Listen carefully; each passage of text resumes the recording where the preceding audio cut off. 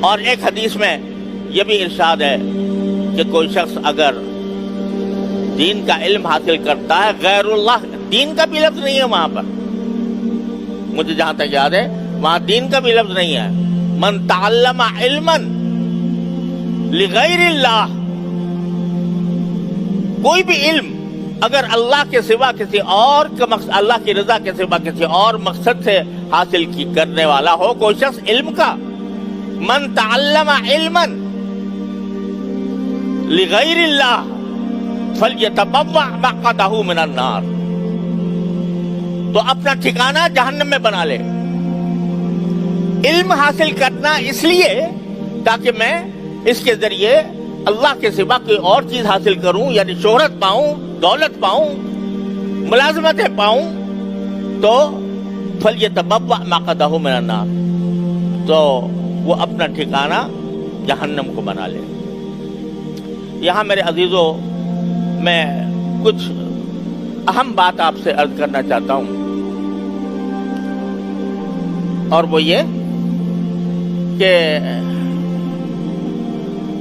رسول کریم سرور دو عالم صلی اللہ علیہ وسلم کے ان ارشادات کے برعکس اس وقت دنیا بھر کی ذہنیت یہ بن گئی ہے کہ علم کا اصل مقصود زیادہ سے زیادہ دولت کمانا ہے۔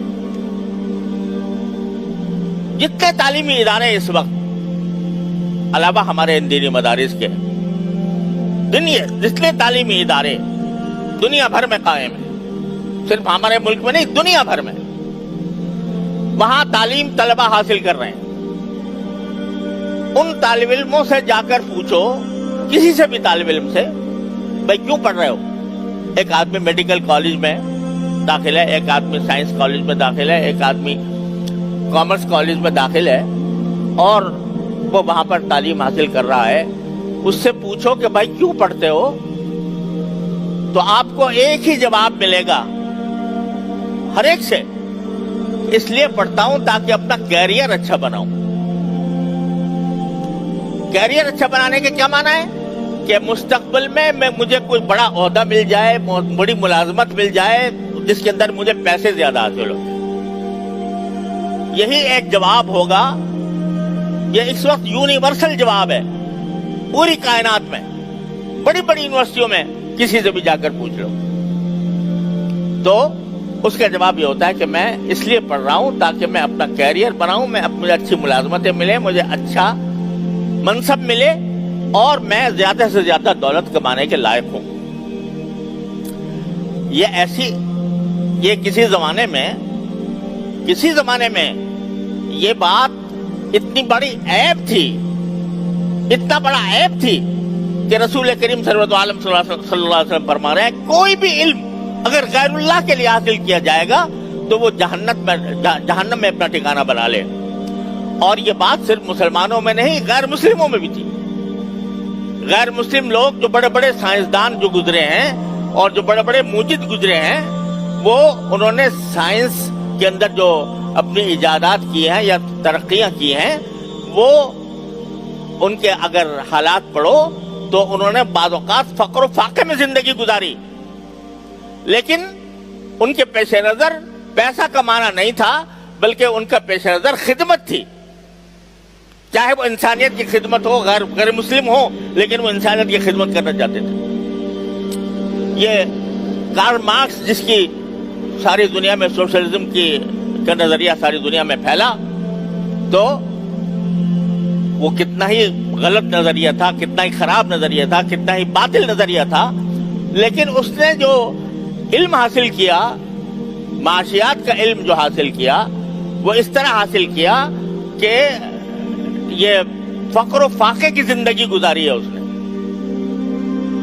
اور کیچڑے پہن کر اور باقی ماندہ روٹی کے ٹکڑے استعمال کر کے اس نے علم حاصل کیا، اور پھر کتاب لکھی، اور جو کتاب لکھی ہے جو ساری دنیا کے اندر پھیلی، داس کیپیٹال، جو ساری کمیونزم اور سوشلزم کی بنیاد ہے، اس کے مقدمے میں اس نے اپنے سارے حالات لکھے ہیں، کس طرح میں نے یہ علم حاصل کیا اور کس طرح میں نے اس کو کوشش کی، لیکن اس لیے کہ تاکہ انسانیت کا فائدہ ہو۔ اس کے خیال میں انسانیت کا فائدہ تھا، تو اس نے یہ مصیبتیں برداشت کی اور آخر میں ایک جملہ لکھا کہ دیر از نو رائل روڈ ٹو سائنس، کہ علم کے طرف جانے والا کوئی راستہ شاہی راستہ نہیں ہوتا.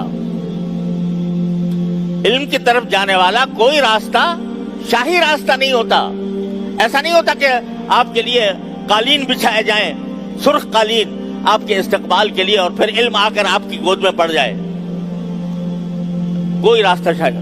تو پہلے زمانے میں غیر مسلم بھی یہ بات عیب سمجھتے تھے کہ ہم اپنا علم دنیا کے لیے حاصل، اس کام کے لیے حاصل کریں کہ ہم پیسے زیادہ کمائیں، بلکہ ان کا مقصد خدمت ہوا کرتا تھا، چاہے مسلمان ہو یا غیر مسلم. لیکن آج یہ فیشن بن گیا اور کوئی تعلیمی ادارہ، کالج، یونیورسٹی، کسی جگہ چلے جاؤ، مقصود اصلی صرف کیا ہے؟ پیسہ کمانا. جب پیسہ کمانا ہے تو اس میں اس سے کوئی بحث نہیں ہے کہ اس علم، میرے علم کے ذریعے لوگوں کا فائدہ پہنچے، لوگوں کو کہ میں خدمت کروں، میں اپنے ملک کا مستقبل روشن کروں، اس طرف کوئی دھیان نہیں. لہذا اگر وہ تو ایک بکاؤ مال ہے، جب پیسے کے لیے کر رہا ہے تو بکاؤ مال ہے. اس کو اگر یہاں پیسے اچھے مل رہے ہیں تو یہاں کرے گا، اس کو اگر برطانیہ میں مل رہے ہیں برطانیہ میں جا کے خدمت کرے گا، اس کو اگر امریکہ میں پیسے زیادہ مل رہے ہیں امریکہ میں جا کے خدمت کرے گا. اپنے ملک کی کیوں خدمت کرے گا؟ اس واسطے کہ پیش نظر پیسہ ہے. وہ پیسہ یہاں نہیں ملتا اتنا زیادہ، وہاں ملتا ہے.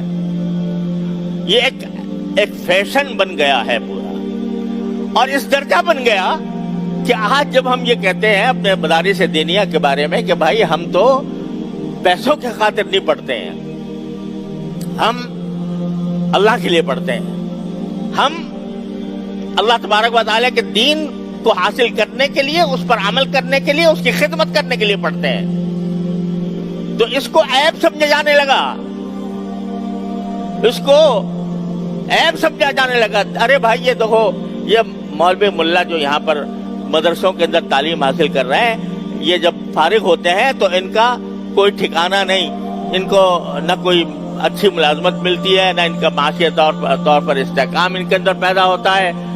لہذا یہ مخلوق جو ہے بیکار مخلوق ہے، کیونکہ پیسہ نہیں کماتی. بیکار اس لیے جو کارآمد وہ ہے جو پیسہ کمائے. یہ مخلوق پیسہ نہیں کما رہی، اور نہ پیسہ کمانے کے لیے اس نے اپنا وقت صرف کیا ہے. یہ تو کسی ایک اندیکھی جنت کے لیے کر رہے ہیں. وہ جنت ملے گی، ان کو مل جائے گی. دنیا میں تو یہ ان کا کوئی معاشی استحکام نہیں ہوگا. یہ کھائیں گے کہاں سے، یہ پیئیں گے کہاں سے؟ ہم سے کہا جاتا ہے، بڑے بڑے ارباب اقتدار سے ہماری باتیں ہوئی ہیں. وہ کہتے ہیں کہ بھئی تم یہ کیا کر رہے ہو؟ ان طلباء کے ساتھ دشمنی کر رہے ہو کہ ان کو تم ایسے علوم نہیں پڑھاتے، ایسے علوم نہیں سکھاتے جس کی وجہ سے ان کی تنخواہیں بڑھیں، یہ جا کے سرکاری ملازمتوں میں حصہ لیں، اور یہ جا کر کوئی CSP آفیسر بن جائے، کوئی بیوروکریٹ بن جائے، کوئی یونیورسٹی کے اندر اعلیٰ درجے کا پروفیسر بن جائے، وغیرہ وغیرہ، کوئی ڈاکٹر بن جائے، کوئی انجینئر بن جائے. ہم کہتے ہیں بھائی خدا کے لیے ہمیں اپنے حال پر رہنے دو. ہم یہ کام جو ہے اس لیے نہیں کر رہے کہ ان کو جا کے ڈگریاں ملیں اور یہ ڈگریاں لے کر اور بڑی ملازمتوں کے اندر حصے دار ہوں. تو سمجھ میں نہیں آتی ان کے بات. یہ کیسے ہو سکتا ہے کوئی علم حاصل کرے اور اس کے پیش نظر پیسہ نہ ہو؟ یہ ہو کیسے سکتا ہے؟ ان کی سمجھ میں بات نہیں آتی.